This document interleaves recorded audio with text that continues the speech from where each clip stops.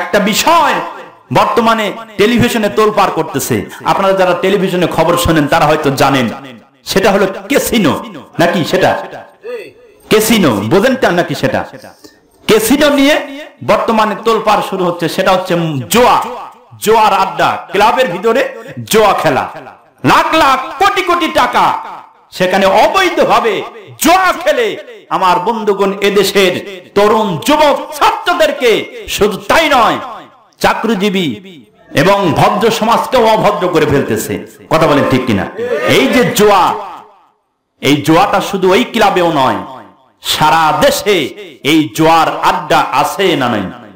জোরে বলেন আছে না নাই? সারা দেশে জোয়ার আড্ডা আছে। আমার সম্মানিত বন্ধুগণ, এই যে ক্যাসিনো নিয়ে আজকে তোলপাড় শুরু হয়ে গেছে, আমার বন্ধুগণ একটা সংগঠনের একটা যুবক এই ভিতরে আড্ডা দিয়ে এর ভিতরে ঢুকে গিয়ে আজকে সেই সংগঠনটাকেই কিন্তু কলুষিত করে দিয়েছে। কথা বলেন ঠিক কিনা? আমার বন্ধুগণ, আমি কিন্তু রাজনৈতিক বক্তব্য দিচ্ছি না, শুধু বলতেছি যে মানুষের ভিতরে চরিত্র না থাকার কারণে, কোরআনের জ্ঞান না থাকার কারণে, কোরআনের পয়েন্ট তাদের ভিতরে না থাকার কারণে, কোরআনের চরিত্র তাদের ভিতরে না থাকার কারণে আজকে তারা অবৈধ মিলামেশায় লিপ্ত হয়ে তারা আজকে এই পৃথিবীর জমিনটাকে অশান্তির আগুন দাউ দাউ করে জ্বালিয়ে দিয়েছে। কথা বলেন ঠিক কিনা? হার কালা করলাম রে, দেহ কালা করলাম রে, অন্তর কালা করলাম রে, আল্লাহর কোরআন না শিখিয়া, অন্তর কালা করলাম রে, আল্লাহর কোরআন না শিখিয়া। ও মনরে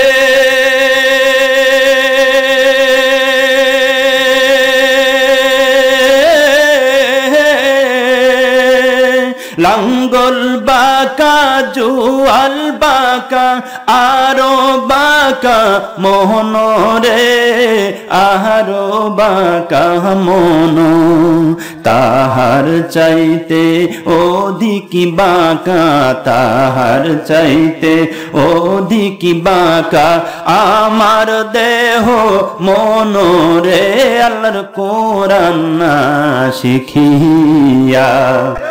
আর জোরবানের কথা ঠিক কিনা? আমার সম্মানিত বন্ধুগণ, এই অশান্তির দাবানল থেকে যদি আমি মুক্তি পেতে চাই, বাঁচতে যদি চাই, আল্লাহর কোরআনের কাছে আমাদের ফিরে আসতে হবে, আল্লাহর কোরআনকে ধরতে হবে। আল্লাহর কোরআনকে যদি আমরা ধরি, আল্লাহর কোরআনকে যদি আমরা চরিত্রের ভিতরে ফোটাই তুলতে পারি, আল্লাহর কোরআন আমাদের এই অন্ধকার পথ থেকে ফেরায়া আলোর পথের দিশা দিয়ে দিবে। জোরে বলেন আল্লাহু আকবার। বিশ্বাস হয়? কথা বলেন বিশ্বাস হয়? আমার বন্ধুগণ, চরিত্র না থাকার কারণে, কোরআনের জ্ঞান তাদের ভিতরে না থাকার কারণে অবৈধ ব্যবসার ভিতরে তারা লিপ্ত হয়ে গেছে। কথা বলেন ঠিক কিনা? আজকে যদি কোরআনের জ্ঞান যদি তাদের গঠন করা হতো, আজকে যদি হাদিসের জ্ঞান দিয়ে যদি তাদের গঠন করা হতো, আজকে যদি ইসলামী সাহিত্য দিয়ে তাদের যদি গঠন করা হতো, আমার বন্ধুগণ কোরআনের দাস দিয়ে, হাদিসের দাস দিয়ে, 5 ওয়াক্ত নামাজ কায়েম করার দাস দিয়ে যদি তাদেরকে এই পৃথিবীর জমিনে সংগঠনে যদি নিযুক্ত করা হতো, তাদের ভিতর থেকে এই সমস্ত অপকর্ম তাদের ভিতর থেকে আসতো না। কথা বলেন ঠিক কিনা? জোরে বলতে হবে ঠিক কিনা?